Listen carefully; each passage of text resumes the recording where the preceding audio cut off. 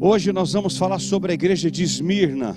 Abra comigo, por favor, em Apocalipse capítulo 2. Hoje nós vamos ler dos versículos 8 ao 11. Deus abençoe você que nos acompanha nessa noite. Que o Espírito Santo de Deus possa falar com vocês, em nome de Jesus. Apocalipse capítulo 2, versículos 8 ao 11.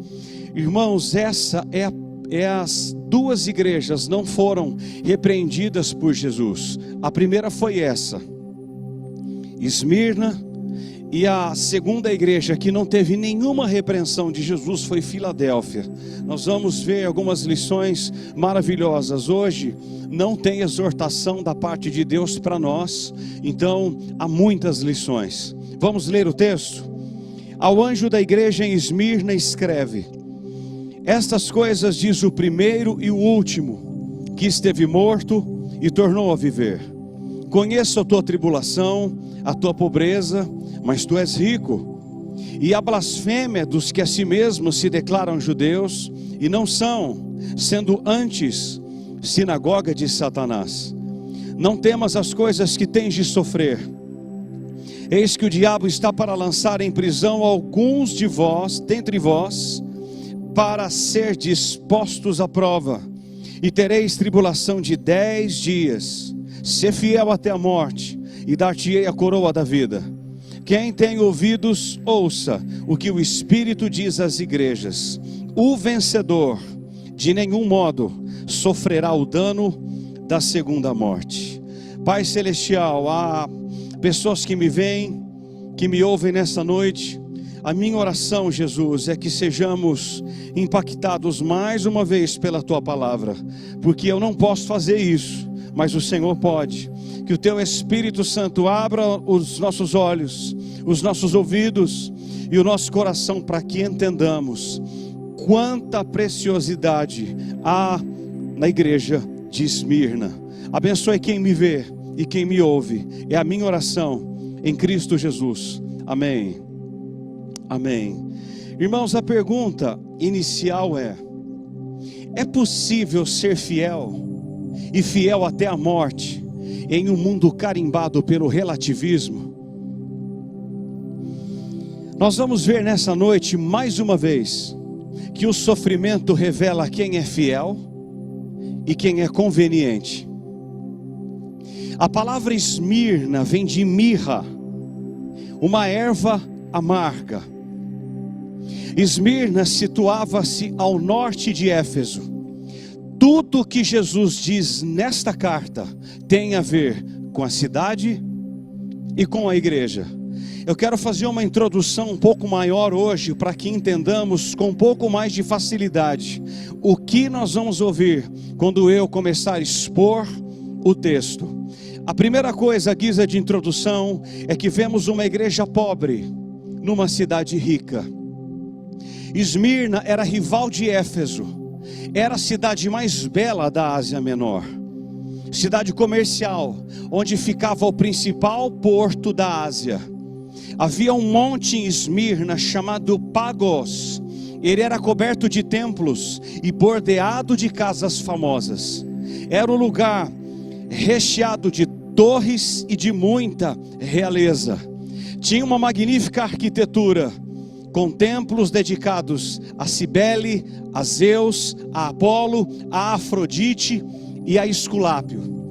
Hoje, essa é a única cidade sobrevivente com o nome Izmir, da Turquia asiática, com 250 mil habitantes.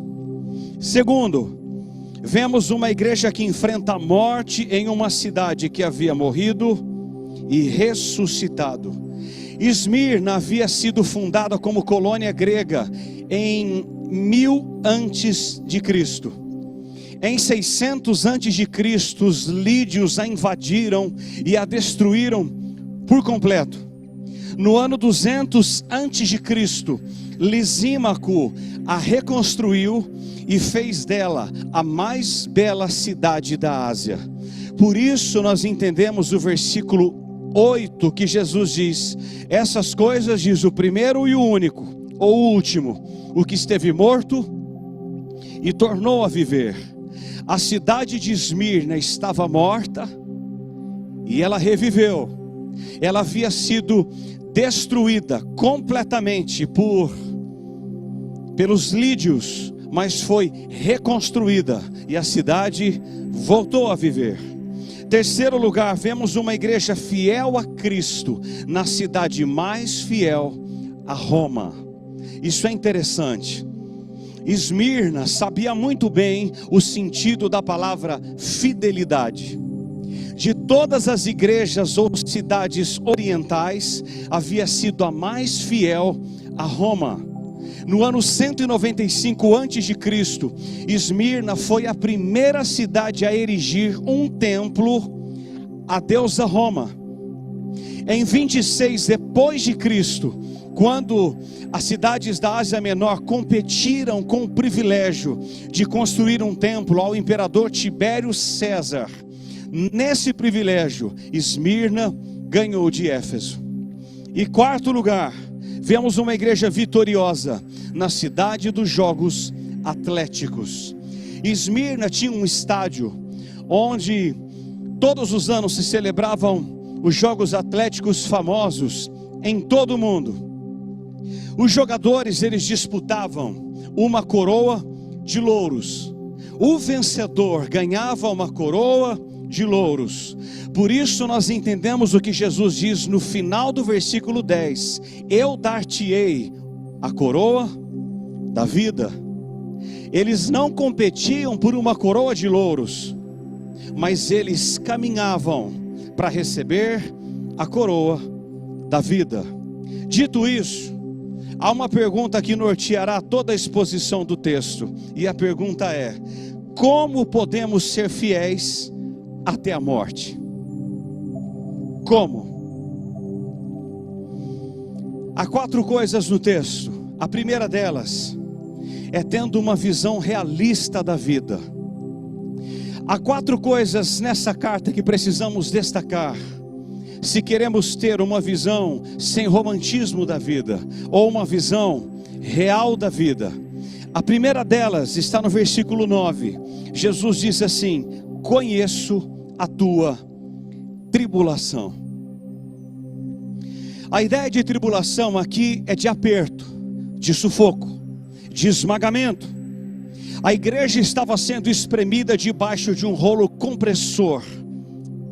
A pressão dos acontecimentos pesava sobre a igreja, e a força das circunstâncias procurava forçar a igreja a abandonar a sua fé. Se nós formos em Romanos 5,3, quando Paulo diz: nos gloriamos nas tribulações, é exatamente o mesmo contexto aqui de Esmirna, porque a palavra tribulação no grego é tripsis, que significa pressão. A vida cristã, ela é um enfrentamento de muitas pressões. A igreja de Esmirna estava enfrentando tribulações. Os crentes de Esmirna estavam sendo atacados e mortos. Eles eram forçados a adorar o imperador César como se fosse um deus. De uma única vez foi lançado do Monte Pagos 1.200 crentes. É possível que Policarpo fosse o bispo da igreja de Esmirna naquele tempo. Ele era um discípulo de João, e esse dedicado líder foi queimado vivo em uma fogueira em 155 depois de Cristo. Os seus algozes, antes de queimá-lo, pediram que ele dissesse: César é o Senhor, mas ele se recusou a fazê-lo. Então, levado ao estádio, o procônsul instou esse homem dizendo: jura, maldiz a Cristo, e eu o porei em liberdade.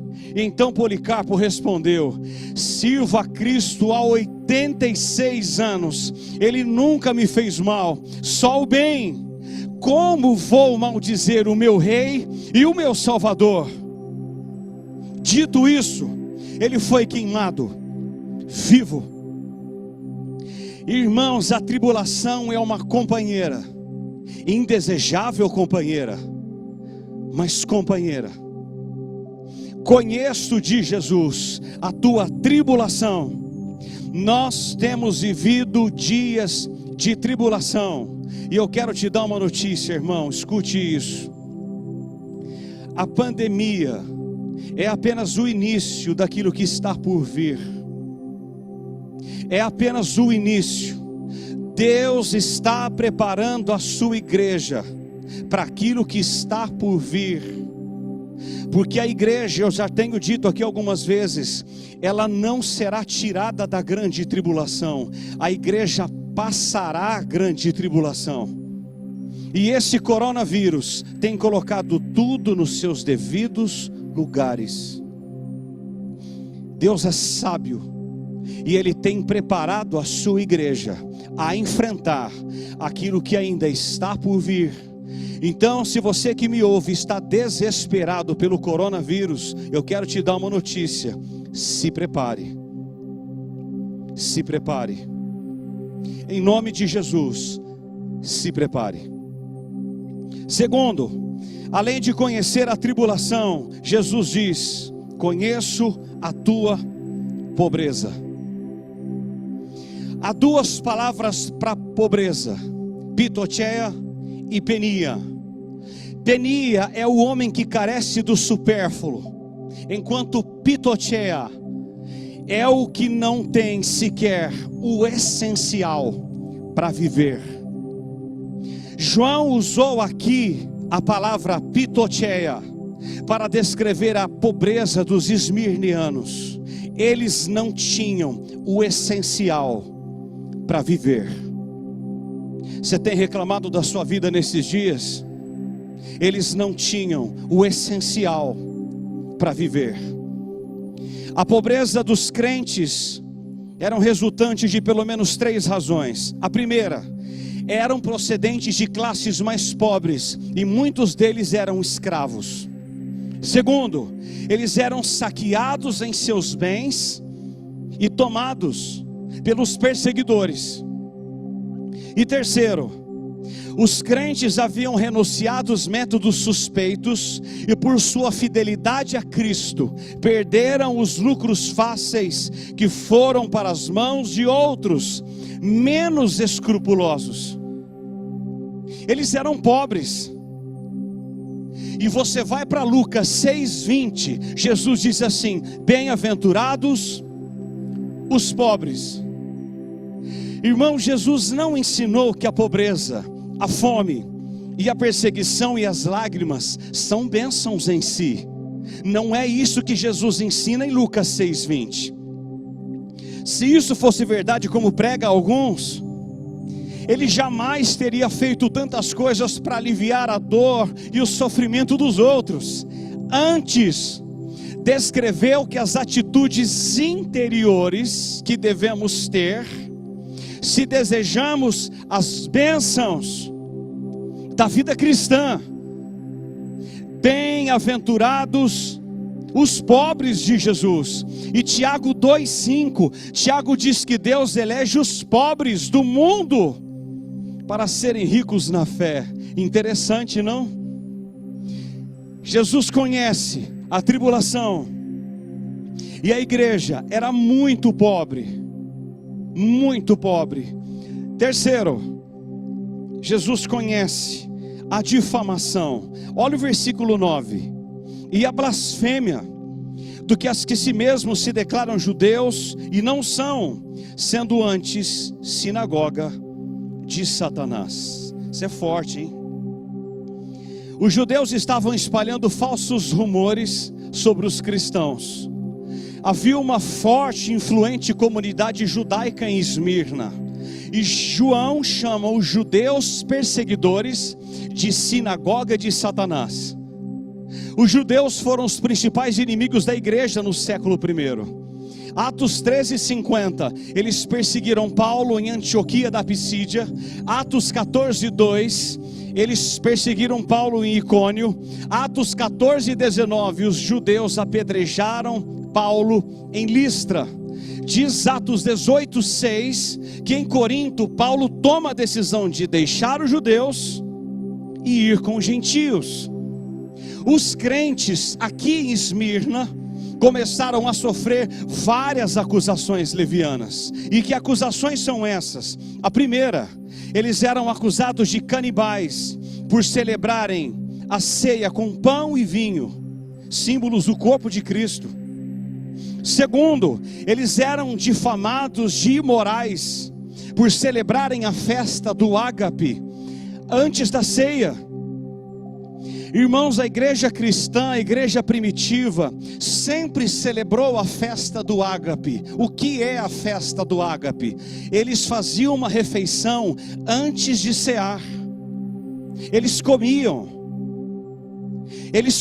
uma comida farta entre todos, porque muitos não tinham que comer a semana toda.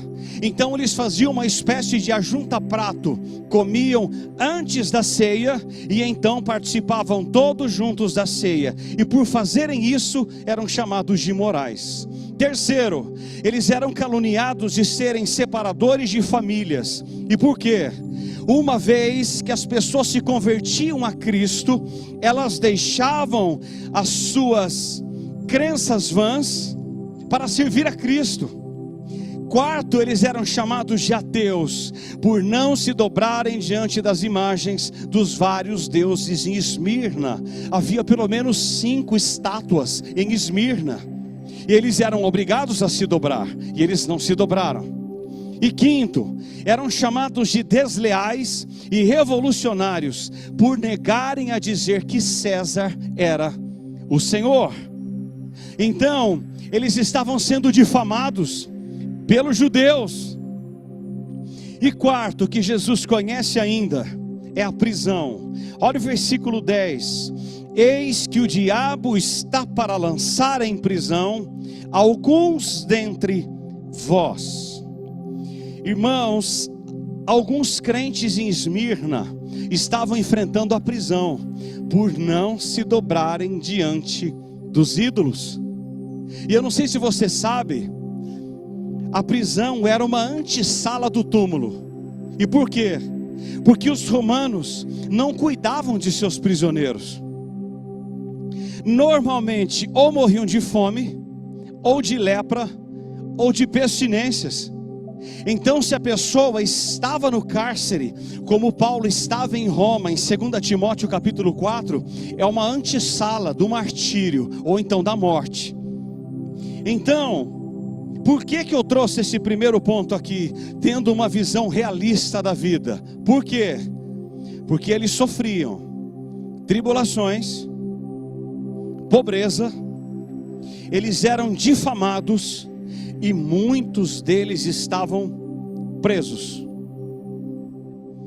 Segundo, como ser fiel até a morte, sabendo que a avaliação de Jesus é diferente da avaliação do mundo. Amado, escute isso. Olha o versículo 9, você que está com a Bíblia aberta. Conheço a tua tribulação, a tua pobreza, mas olha o que diz Jesus: mas tu és rico. Que coisa louca. Tu és pobre, mas é rico. Embora a igreja fosse pobre financeiramente, ela era rica diante de Deus. Amado, eu preciso te dizer,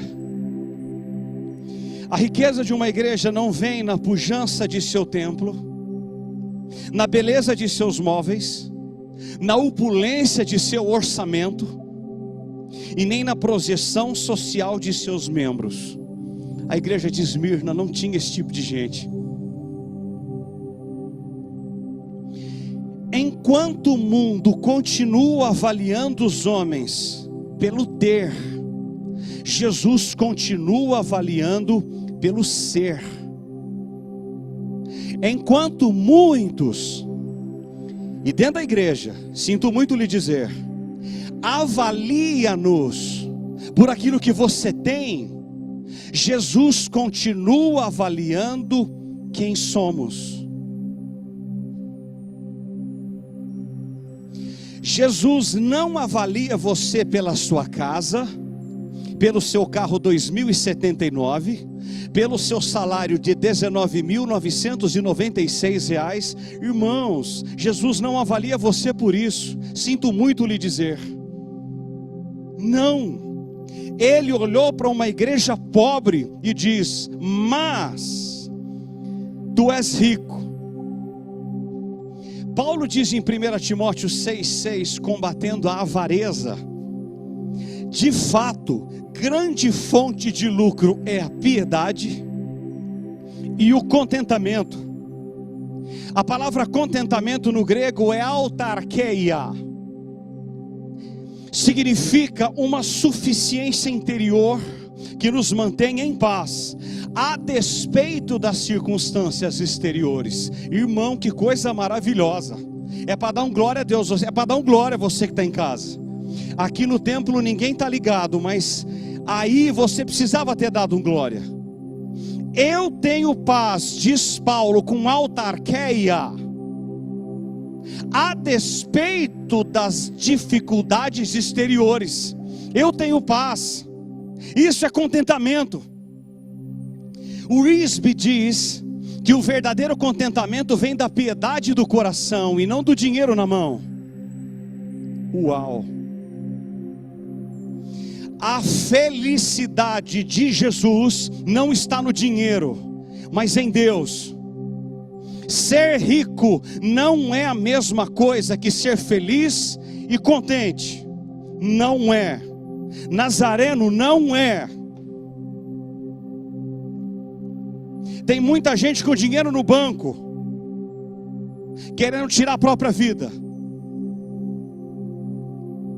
Se dinheiro trouxesse de fato felicidade, como alguns creem, muitos não tentariam contra a própria vida, e outros tentam por muito menos. Agora, Paulo não está fazendo apologia à pobreza, nem combatendo a riqueza. Ele combate a avareza. Avareza. Não é errado possuir coisas, é errado que as coisas possuam você. Possuam. É errado que a sua casa possua você. É errado que o seu carro possua você. É errado que o seu trabalho que você tanto ama possua você. Isso é avareza, isso é pecado. O pecado da idolatria é tão perigoso quanto o pecado da hipocrisia. À vista de Deus, há tantos pobres ricos como ricos pobres. Terceiro, dá uma respirada aí, irmãos. Está tudo bem até aí? Como ser fiel até a morte? Terceiro, estando pronto a fazer qualquer sacrifício para honrar Jesus. Eita Deus! Olha o versículo 10. Jesus diz o que? Ser fiel até o seu dinheiro acabar. Opa, não é o que está aqui, perdão, irmãos. Ser fiel até a morte.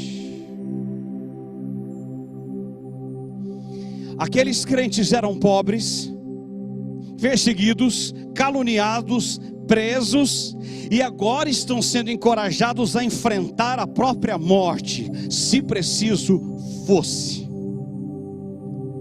Algumas pessoas não entendem o que é ser fiel até a morte.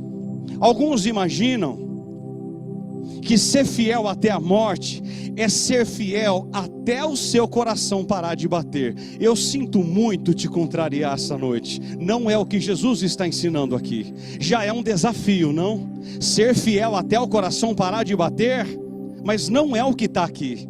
O que Jesus ensina com ser fiel até a morte não é ser fiel apenas até o último dia, mas é ser fiel a ponto de morrer por essa fidelidade. Você que me vê, você está pronto a morrer por Jesus? Isso aqui não é evangelho da autoajuda, isso não é coach, isso é escritura. Ser fiel até a morte é você preferir morrer a negar a Jesus. Essa semana, acredito que foi essa semana, está na quarta-feira, estava passando Paulo, o apóstolo de Cristo. Eita Deus, eu tinha visto esse filme em Campinas assim, bem rápido. Irmãos, eu me emociono tanto ao ver aquele negócio, porque Paulo, ele preferiu morrer a negar a Cristo. O filme mostra a última cena. Eu sempre choro naquela cena, porque é muito forte. Se você não assistiu esse filme, sai um pouco do Telecine Premium e dos canais da HBO e vá assistir algumas coisas boas para a sua alma, e procure assistir esse filme. Você vai ver que no final ele dá a mão para Públio, o prefeito da ilha, o qual ele ora, e a mãe dele é curada. Porém, ele dá as mãos para Públio, rapaz, que coisa forte. Ele dá as mãos para o homem, abraça o homem, e um soldado pega as mãos de Paulo, Paulo cansado, cheio de marcas e de cicatrizes, por tanto apanhar na vida cristã. Aí sua cabeça é colocada numa madeira em que a cabeça, o pescoço entrava, e para ela ficar exatamente na posição, a cabeça precisava ficar nessa posição.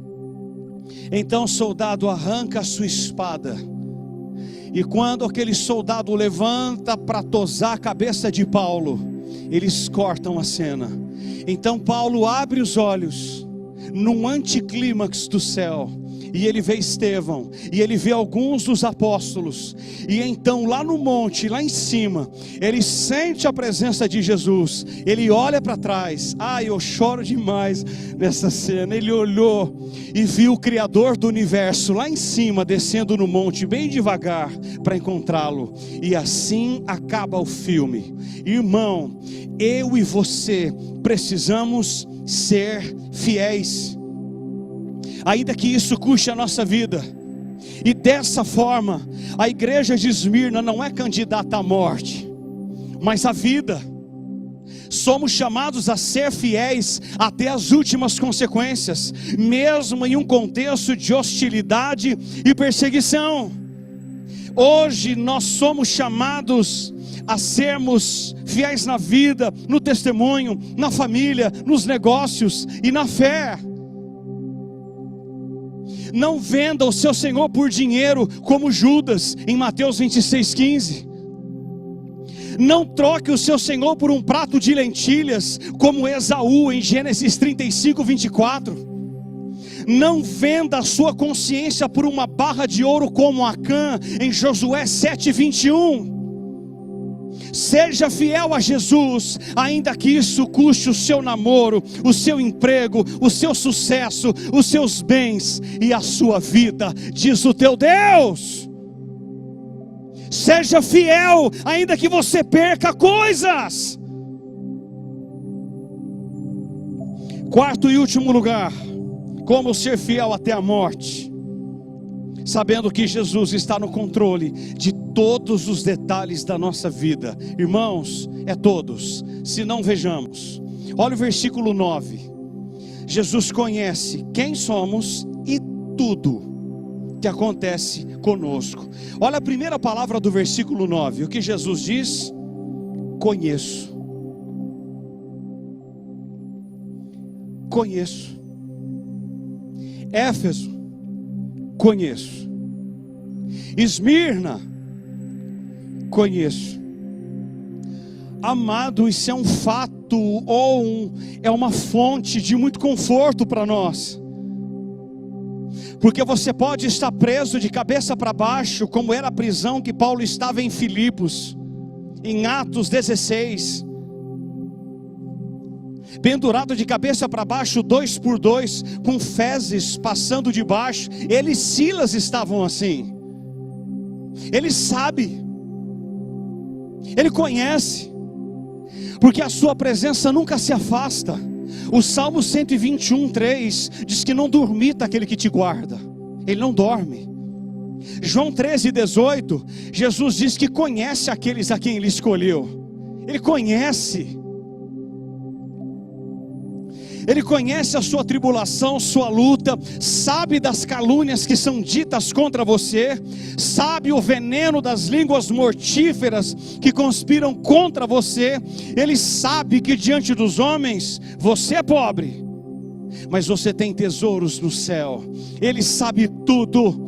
Ele sabe que somos entregues à morte o dia todo, mas ao mesmo tempo temos a coroa da vida, esperando a cada um que for fiel, não apenas até morrer, mas provar essa fidelidade, ainda que isso custe a sua vida.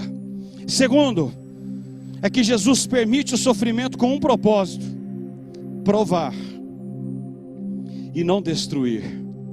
Olha o versículo 10: para serdes postos à prova. Eis que o diabo está para lançar em prisão alguns dentre vós. Para que, Jesus? Para serdes postos à prova. Notem que o diabo está por trás do aprisionamento, mas quem realiza os seus propósitos é Deus. Que coisa forte a Escritura, não, irmãos? É Ele quem está por trás das prisões, mas quem realiza os propósitos através das prisões é Deus. Existe o coronavírus, é real, muitos têm morrido, foi permissão de Deus. Não importa se foi o homem ou se foi Satanás, mas Deus permitiu. Para qual propósito, Jesus? Para serdes postos à prova. A prova. Irmão, você quer saber um negócio que esse vírus tem feito? Nos provado. Nós temos sido postos à prova. E por quê? Porque Jesus estava peneirando a igreja de Esmirna para arrancar dela as suas impurezas. E é a mesma coisa que acontece conosco. Temos sido provados nesse tempo, todos nós, porque o diabo tenta para destruir, Jesus prova para refinar. Os que estão cada vez melhores, mais fortalecidos, eles sairão dessa prova, dessa prisão que nós estamos enfrentando, melhores. Precisamos olhar além da provação, para o glorioso propósito de Jesus. Irmão, em nome de Jesus, não pense você que o propósito de Deus não está sendo feito. É lógico que está. Os crentes que morrem pelo coronavírus, eles vão para Jesus, porque para eles o morrer é Cristo, o viver é Cristo e o morrer é lucro.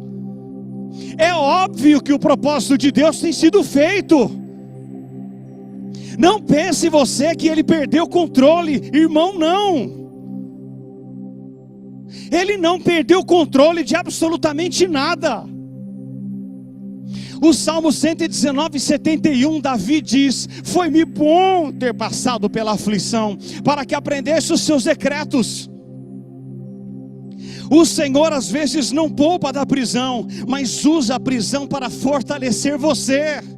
Jesus permitiu, Deus permitiu que alguns fossem colocados em prisão, e Ele permitiu que Satanás os levasse, como permitiu exatamente a mesma coisa na vida de Jó. Ele não os livra da fornalha, mas nos purifica nela. Nos purifica nela. O sofrimento, ele nos prova, ele nos faz melhores. Melhores. Melhores. Irmãos, nós não aprendemos muita coisa não com dinheiro no banco, mas seja provado para você ver. Permita-se ser provado para você ver o que vai acontecer. A dor, há muita dor nesse tempo. Terceiro, Jesus controla tudo que sobrevém à sua vida. Eu vou ler o versículo 10 inteiro. Não temas as coisas que tens de sofrer. Eis que o diabo está para lançar em prisão alguns dentre vós, para ser dispostos à prova, e tereis tribulação de 10 dias. Há 3 verdades aqui. A primeira é que o sofrimento é certo. Não temas as coisas que tens de sofrer. Irmãos, o sofrimento é certo. Jesus nunca escondeu de ninguém que eles poderiam sofrer pelo Evangelho. João 16:33, Jesus já havia dito: no mundo tereis aflições. Aflições. Vocês vão ter que ter bom ânimo, porque senão vocês vão desistir. Eu venci, vocês também podem vencer, mas vocês serão afligidos. A oração sacerdotal de Jesus em João 17:15, a oração, o texto inicial que li, Jesus diz: peço-te que não os livre do mundo, mas os livre do mal.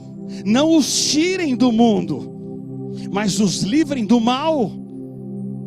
Irmãos, o sofrimento é certo. Segundo, é que o sofrimento será limitado. E por quê? 10 dias. 10 dias.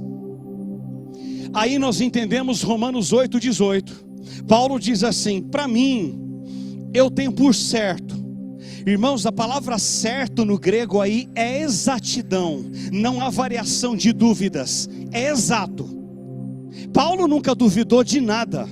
Pois para mim eu tenho por exato. O que, Paulo? Que as coisas do tempo presente não podem ser comparadas com a glória que em nós há de ser revelada.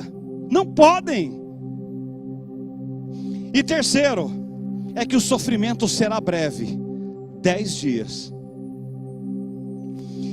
O sofrimento é certo.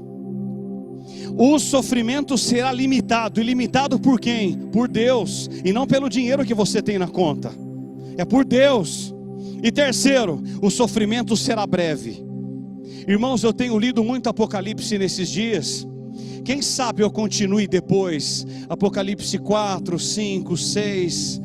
É glorioso. É bendito. Apocalipse 12:6 diz que Deus preparou um lugar para a mulher. Mulher é a igreja no mundo. A igreja não é do mundo, mas Ele preparou um lugar para ela no mundo. Que coisa maravilhosa. Ele sabe tudo, Ele controla tudo, Ele sabe de tudo quanto sobrevém a sua vida, a minha vida. Portanto, o sofrimento é certo. Espere dor. Segundo, o sofrimento será limitado. Aí nós entendemos a frase de Martinho Lutero. Ele diz que Satanás é como um cachorro na coleira de Deus. Ele só vai até onde Deus permite ele ir. E Deus, como um adestrador, diz: até aí, cachorrinho, não passe daí. E terceiro, o sofrimento será breve. Irmãos, já já esse coronavírus passa. O que Deus tem nos mandado fazer é: cresça. Cresça, santo e santa que me vê, cresça. Aproveite esse tempo para crescer. Você precisa sair melhor desse coronavírus, em nome de Jesus, melhor. E quarto, o texto só poderia terminar com uma promessa. Olha a promessa no versículo 11: quem tem ouvidos, ouça. Você tem ouvidos? Me ouve nessa noite. Quem tem ouvidos, ouça o que o Espírito diz às igrejas.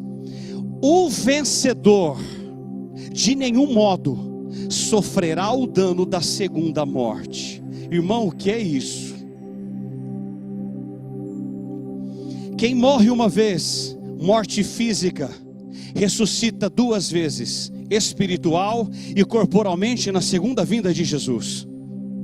Quem morre 2 vezes, física e eternamente, ressuscita uma única vez, para o juízo. Forte. Muito. Se você morre uma vez, que é essa morte física, você ressuscita 2 vezes, espiritual e corporalmente, quando Jesus voltar. Quem morre 2 vezes, fisicamente e espiritualmente, ressuscita uma única vez, para o juízo. Os que morreram sem dizer um sim radical a Jesus, serão julgados pelo último tribunal. Se forem condenados, ficarão longe para sempre da companhia de Deus. E diz Mateus 25:30, que lá haverá choro e ranger de dentes. Diz Apocalipse 20:14, João dizendo: então a morte e o inferno foram lançados para dentro do lago de fogo. Esta é a segunda morte, o lago de fogo. Irmãos, se alguém enfrentar, como Jesus diz aqui, a segunda morte, você vai abrir os olhos dentro do lago de fogo. Você vai arder e vai queimar, e será comido de vermes pelos séculos dos séculos, pelos séculos dos séculos, pelos séculos dos séculos. De eternidade em eternidade você vai sofrer, vai queimar, vai ranger dentes, vai sofrer de Jesus. Se o seu coração parar de bater aqui, e você não estiver vivendo uma vida para Jesus, você vai queimar para sempre e sempre, e vai viver distante de Deus para sempre e sempre.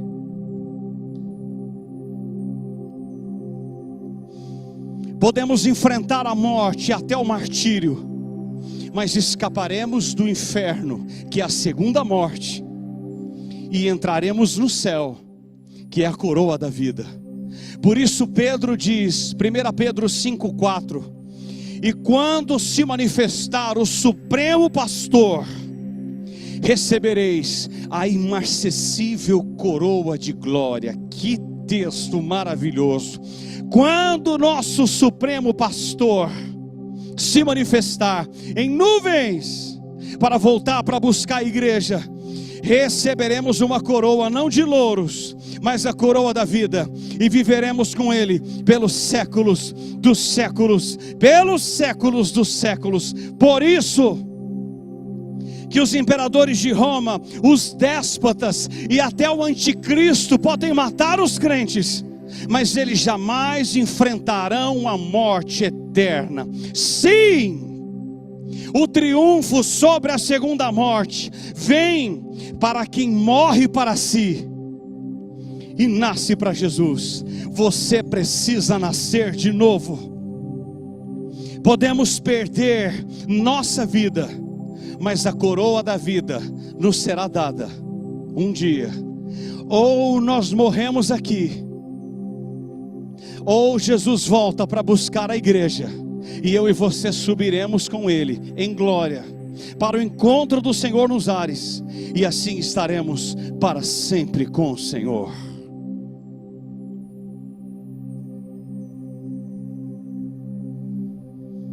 Como ser fiel até a morte? Tendo uma visão realista da vida. Vamos sofrer, podemos perder coisas, podemos ser difamados, e podemos passar por prisões.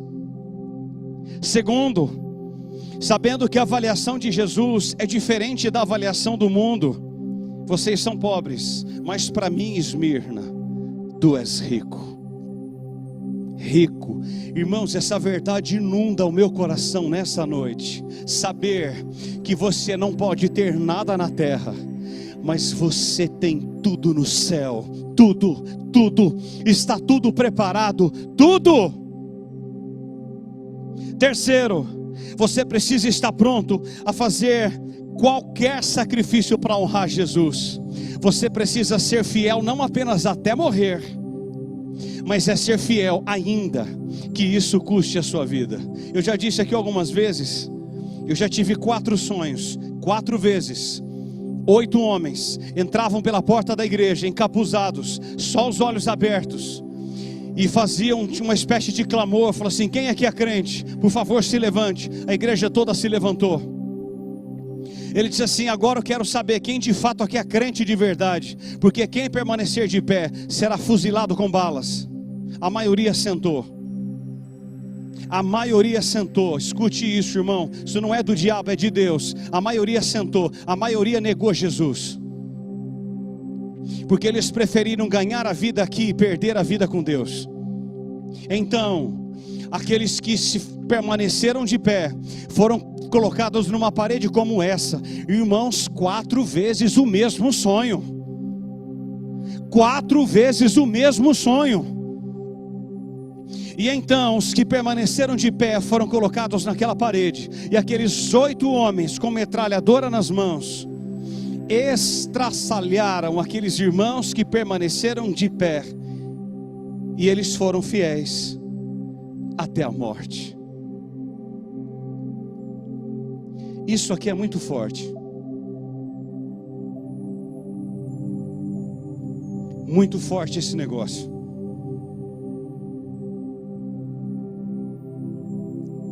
Irmãos, nós vamos chegar a um tempo em que a nossa fé será requerida. Você vai ter que fazer uma escolha.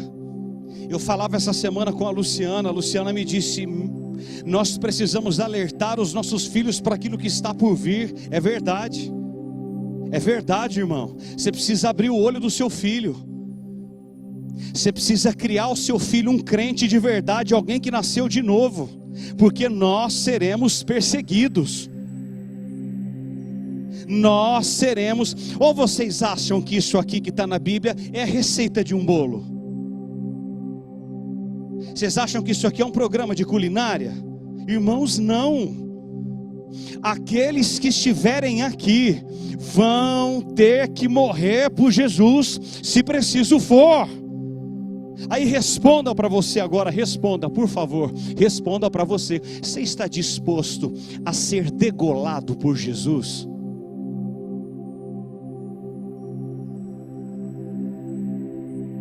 Você está disposto a ser colocado numa parede e ser metralhado por amor a Jesus? Sim ou não?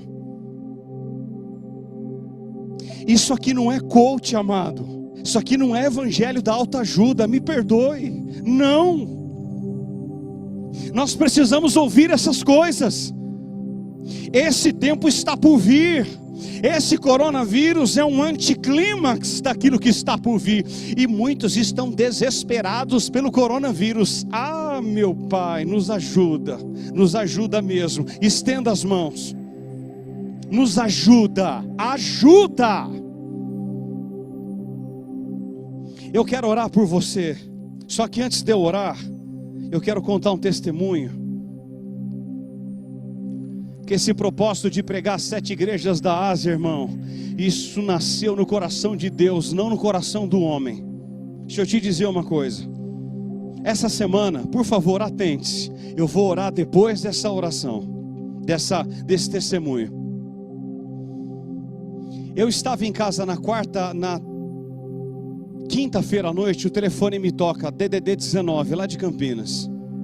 Pastor Marco, é Shirley. Falei: oi querida, paz, tudo bem? Pastor, que privilégio falar com o senhor. Falei: o senhor está sentado? Falei: meu Deus, vem bomba aí. Falei: o senhor está sentado? Eu falei: eu não estou, mas eu vou sentar. Eu sentei, ela me disse assim: pastor, eu preciso te contar algo que aconteceu comigo. Falei: pois não.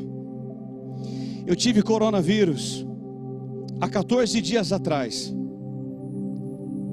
Pastor, eu sofri muito. Faltou ar, eu pensei que eu ia morrer. Então me colocaram numa ambulância, no pronto-socorro, aqui do bairro que moramos, eles nos levaram para o Ouro Verde. Ouro Verde é um hospital em Campinas. Padre Anchieta para o Ouro Verde. Ela disse que ficou tão alegre porque o Ouro Verde era menos pior do que a Unicamp, do que o Mário Gatti. Irmãos, ela chegou, escute, ela colocou o pé naquela UTI, ela não foi entubada, ela foi colocada numa UTI, e na primeira noite que ela estava na UTI, ela viu um homem de branco do lado dela, e o homem de branco conversou com ela a primeira noite dizendo: minha filha, você ficará aqui 7 dias, no 8º dia, às 8 da manhã, tu não estarás mais aqui, porque eu sou Deus, e eu tenho um propósito em permitir que você viesse para cá. E o homem continuava ali. Irmãos, esse homem de branco não era médico, seja espiritual, estão entendendo, né? Ele estava ali. Quem foi tratar dessa moça, Shirley, foi um médico ateu. O médico ateu, ao entrar na sala, o médico viu o homem de branco. Ele viu. E detalhe, o homem de branco conversou com ele no primeiro dia e diz: doutor, não entube, porque ela é minha, eu cuido dela aqui. Não entubava, voltava. Segundo dia, ela viu, e a história se repetiu. O médico chegou para entubar, o homem de branco foi até ele e disse: doutor, eu sou o médico dos médicos, não ponha a mão nela, eu cuido dela. E o homem e o médico retrocedia e ia embora. No terceiro dia, a Shirley me disse que ela queria algo a mais do homem de branco que estava ali. Ela olhava para ele, a Jean, e dizia assim: Senhor, dá a mão para mim, eu quero tocar em você, eu quero sentir você. O homem disse assim para ela: aquiete o seu coração, eu cuido de ti. O médico veio. Irmão, quando foi no 7º dia, 8h35 da noite, ela ia sair, segundo Deus que estava ali, ia sair no sábado, antes das 8 da manhã. O médico ateu, sua esposa ora por ele há 30 anos. A Shirley fez amizade com o médico. A Shirley tentava falar de Jesus para o médico, e ele ouvia todo dia, a pregação dela todo dia. Irmãos, quando foi o 7º dia, 8h35 da noite, o médico entrou e disse assim: Shirley querida, eu vim aqui fazer um grande desafio para você. Irmão, escuta agora. Rapaz, que esse é muito forte. Eu vim aqui fazer um desafio para você. Ela disse assim: e é, doutor? Uma mulher simples. E é, doutor? Sim. O teu Deus lhe disse que amanhã antes das 8 você não estará aqui. Então, eu quero ver se isso é verdade mesmo. E se esse homem de branco que eu estou vendo ali, irmão, olha isso. Você que não é espiritual, escuta esse negócio. Se esse homem de branco é real, que eu estou vendo ele aqui, ele está olhando para mim, ele é real. E se o que ele disse a você é real, vamos fazer o seguinte: eu vou dar um copo de achocolatado para você com 600 ml e vou dar metade de um pão. Se você comer, irmão, numa hora dessa a UTI já parou, porque estava cheio de cristão na UTI. Numa hora dessa a UTI, como que houve um silêncio no céu e no inferno. Tudo parou. Até as máquinas, os corações pararam por algum instante naquele momento. Aí o médico disse assim: se você beber esse leite e você comer esse pão e você não der nenhuma tossida, nenhuma, eu me rendo ao teu Deus agora. E esse homem de branco que eu estou vendo aqui, rapaz do céu, irmão, A moça começou a chorar e disse assim para mim: doutor, só um instante. Ele disse assim: pois não, eu estou aqui, eu vou esperar você. Ela levantou ao céu uma oração dessa forma: Deus, há um propósito, e agora eu sei qual é o propósito. Ele está em tuas mãos. Os meus pulmões, diz que quem tem coronavírus sente fraqueza, não consegue comer e nem beber. Os meus pulmões, o Senhor segura todo ele. Irmãos, e pela fé ela deu a mão para o homem de branco que estava aqui. Ela fez assim, ó. E aí quando ela terminou a oração, ela disse assim: pois não, doutor, me dê o pão e aí o achocolatado. Ela tomou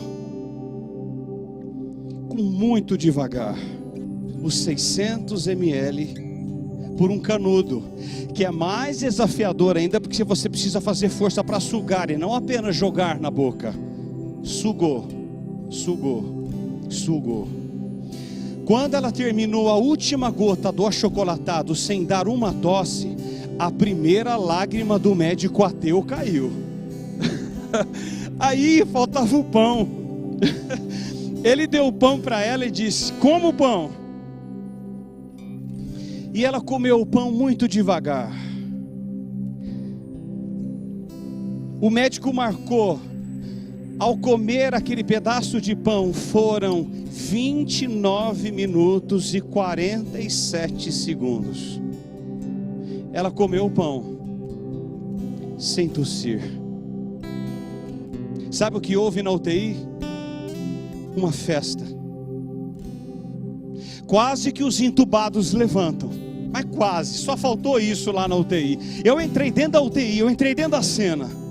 Irmão, o médico começou a chorar com tanta força. Ele disse assim: eu quero render a minha vida, eu quero entregar a minha vida a esse homem de branco aí, que é esse Deus. O que eu preciso fazer? Ela orou. E houve tanto choro naquela UTI que você não tem noção do negócio. Houve uma festa dentro da UTI. Olha a festa na UTI, olha a antítese, é antagônico. Houve festa na UTI. Agora, se parássemos por aí, você dizia assim para mim: pastor, que testemunho forte, não? Tem mais. Eu estou passando um pouquinho do tempo, é que você precisa ouvir isso. O melhor não é isso. Sabe o que é o melhor? A Shirley,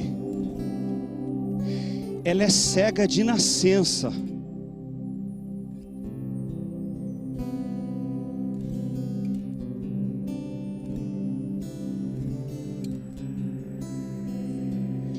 Ela nunca viu. Ela viu Deus.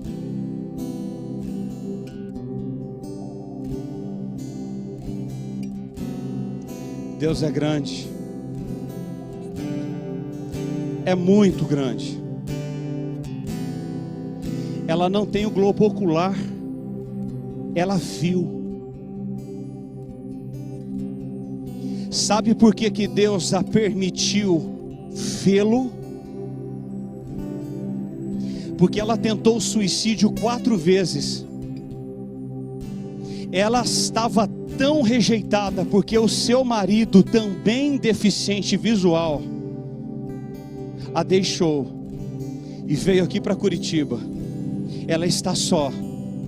E Deus, quando ela estava pondo o pé na UTI, o homem de branco apareceu para ela na porta e disse: filha, eu cuido de ti, eu amo você. Eu fiz tudo isso para te dizer uma única coisa: eu amo você. Eu amo aquele médico que era ateu. Eu ouvi por 30 anos a oração da sua esposa. Eu ouvi todas elas. Eu ouvi as orações, eu vi as lágrimas que caíram daquela mulher por 30 anos. E quem é você para parar de orar? Quem é você? 30 anos. Ele é meu, a esposa dela é minha, e você é minha.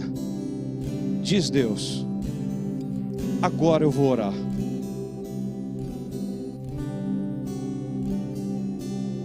Deus nos ama. O vencedor não sofrerá o dano da segunda morte. Sempre eu tenho dito aqui, desde o início dessa pandemia, Deus há de chamar pessoas nas UTIs. Irmão, Deus está trabalhando. Não pensa que Ele está numa cadeira deitada tomando água de coco. Deus está trabalhando. Deus tem chamado outros. Deus tem chamado pessoas. Deus tem chamado pessoas nas boates, nos guetos, nos pontos de droga. Deus tem chamado assassinos. Deus tem chamado prostitutas. Deus tem chamado adúlteros. Deus tem chamado pessoas. Ele tem chamado. Ele levou a Shirley na UTI, ficar 7 dias, para falar de Jesus para um médico ateu, e ela cega de nascença ver. Deus é grande. Ele está fazendo. Renda-se a Jesus nessa noite e se prostre aos seus pés, em nome de Jesus.